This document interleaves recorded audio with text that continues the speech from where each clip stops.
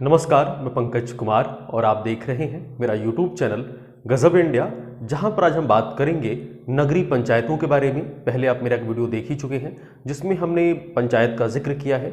आपको बताया था हमने कि पंचायत के दो हिस्से हैं, एक ग्राम पंचायत है जो ग्रामीण इलाकों के लिए पंचायत है, और दूसरा जो है शहरी पंचायत है या नगर पंचायत जिसे हम कहते हैं वो होती है। तो पिछले वीडियो में हमने बात की थी ग्राम पंचायतों के बारे में, जो ग्रामीण भारत में जो पंचायतों की व्यवस्था है वो कैसे काम करती है, क्या होती है, उस पर हमने बात की थी। आज हम बात करेंगे शहरी पंचायतों के बारे में, जो नगर पंचायतें हैं, महानगर पालिकाएं हैं, वो क्या होती हैं, कैसे काम करती हैं।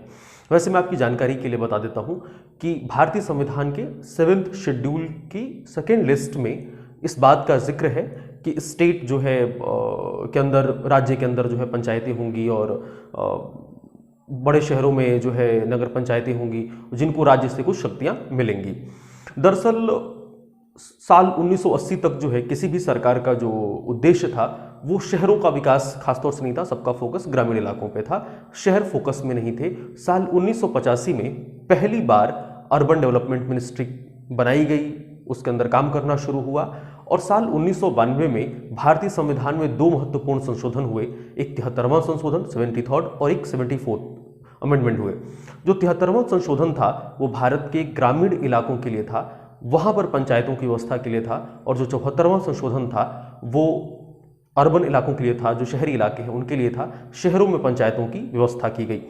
पिछले वीडियो में हमने 73वें संशोधन पर बात की थी, आज हम 74वें संशोधन पर बात करेंगे। और इसके अलावा जो संविधान की 11वीं और 12वीं अनुसूची है, उसमें 11वीं अनुसूची में जो ग्रामीण भारत की पंचायतों को जो अधिकार दिए गए वो शामिल किए गए, और 12वीं अनुसूची में जो है जो शहरी पंचायतों को, जो अर्बन जो पंचायतें हैं उनको जो अधिकार दिए गए वो उसमें शामिल किए गए, वो उसमें लिस्ट किए गए। इसके अलावा एक और जो महत्वपूर्ण बात है कि दोनों संशोधन 73वां ग्रामीण भारत के लिए, 74वां शहरी भारत के लिए जो संशोधन हुए थे वो साल 1992 में हुए थे, लागू साल 1993 में दोनों हुए, तारीख अलग अलग थी। जो ग्रामीण भारत के लिए जो पंचायतें बनी और जो व्यवस्था बनी ग्राम पंचायत की, वो संशोधन 24 अप्रैल साल 1993 को पूरे भारतवर्ष में लागू हुआ, और जो अर्बन पंचायतें थी, नगरीय पंचायतें थीं, वो संशोधन 1 जून साल 1993 को लागू हुआ। दोनों तारीखें अलग अलग हैं, एक ग्राम के लिए था और एक शहरों के लिए था। आज बात हम करेंगे कि नगरीय पंचायत आखिर होती क्या है। आखिर हमने आपको पिछले वीडियो में बताया था कि भारत में जो संघीय ढांचा है, एक जगह केंद्र सरकार है, फिर राज्य सरकारें हैं, और 1993 जब ये लागू हुआ उससे पहले ये दो सरकारें काम करती थीं। पंचायतों की व्यवस्था पहले भी थी, लेकिन उनको संविधान से कोई शक्तियां नहीं मिली थी। वो राज्य के जो स्टेट गवर्नमेंट्स हैं उनके रहमो करम पर जिंदा रहती थी, वो कुछ बजट पास कर दें तो हो ना हो। लेकिन उसके बाद जो ये दो संशोधन हुए, उसके बाद भारतीय संविधान में एक तीसरा तल जुड़ा था जिसको पंचायत कहा गया।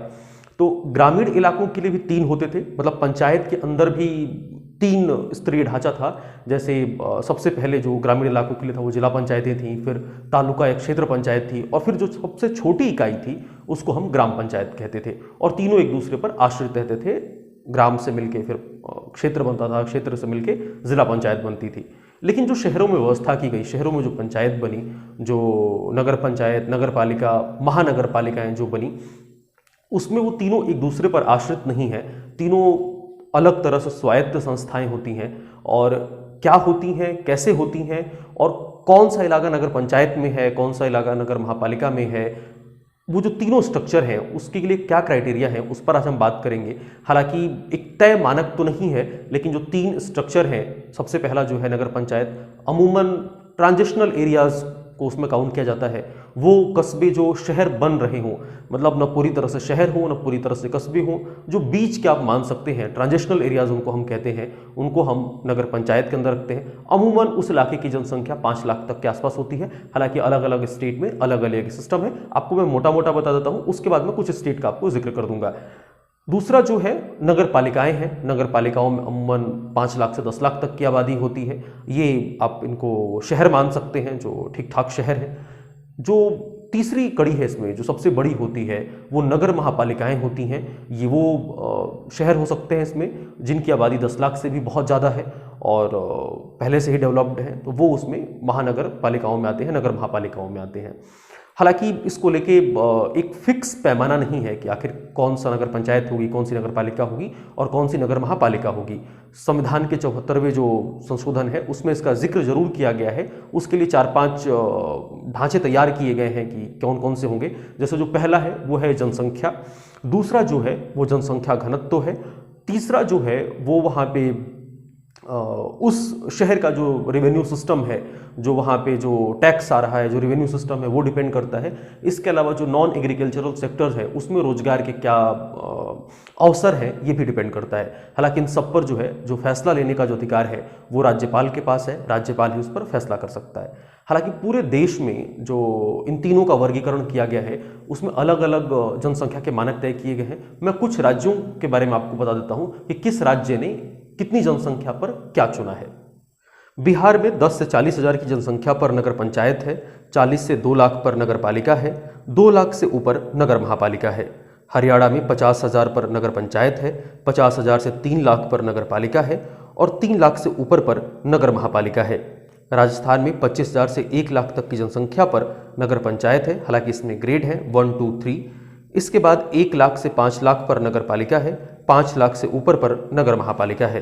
झारखंड में 40 हज़ार पर नगर पंचायत है, 40 हज़ार से 1.5 लाख पर नगर पालिका है, 1.5 लाख से ऊपर पर नगर महापालिका है।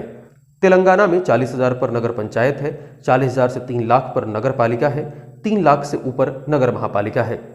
उत्तर प्रदेश में बहुत तय नहीं है, हालांकि आप मान सकते हैं कि 5 लाख तक पर नगर पंचायत है, 10 लाख से नीचे और 5 लाख के बीच में नगर पालिकाएं हैं और 10 लाख से ऊपर नगर महापालिका है। तो ये कुछ राज्यों की बात हो गई कि वहाँ पर नगर पंचायतों, नगर पालिका, नगर महापालिका का वर्गीकरण कैसे किया गया है। अब बात करते हैं कि इसके चुनाव पर क्या प्रोसेस है।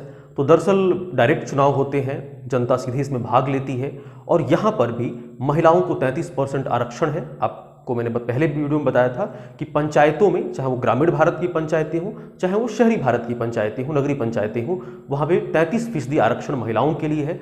कुछ राज्यों ने इसको बढ़ाकर 50% तक भी किया है। इसके अलावा नगरीय पंचायतों में जो शेड्यूल कास्ट, शेड्यूल ट्राइब्स और अदर बैकवर्ड कास्ट के लिए जो आरक्षण की व्यवस्था संविधान करता है वो भी यहाँ पे लागू होते हैं।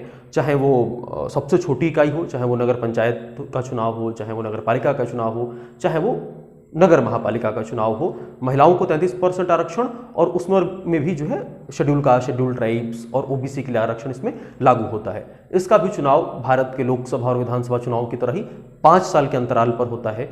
एक बात जो जानने योग्य है कि जो नगर पालिकाएं हैं, जो अर्बन जो पंचायतें हैं, इनके पास खुद की मशीनरी, जो ब्यूरोक्रेट्स नहीं होते हैं, खुद के कर्मचारी नहीं होते हैं, अधिकारी नहीं होते हैं, ये अपने कामों के लिए स्टेट गवर्नमेंट की मशीनरी पर ही निर्भर रहते हैं। जो स्टेट गवर्नमेंट के जो कर्मचारी हैं उन्हीं पर ये आश्रित रहते हैं। इनको शक्तियां सीधे संविधान से मिली हैं, लेकिन काम करने के लिए, काम कराने के लिए इनके पास खुद के लोग नहीं होते हैं। एक और बात जो महत्वपूर्ण है शहरी पंचायतों को लेके, इसकी जो चुनाव प्रक्रिया होती है वो स्टेट इलेक्शन कमीशन कराता है, राज्य निर्वाचन आयोग कराता है। और ज़्यादातर राज्यों में जो चुनाव होते हैं नगरीय पंचायतों के, वो पार्टी लाइन पर ही होते हैं। अलग अलग राज्यों में अलग अलग पार्टियां हैं, वो अपने उम्मीदवार खड़ी करती हैं, चुनाव लड़ती हैं, जीतती हैं। और जो स्टेट फाइनेंस कमीशन है उसकी निगरानी में इनके खर्चों का ब्यौरा रखा जाता है, धन आवंटित किए जाते हैं, बहुत सारी चीज़ें होती हैं।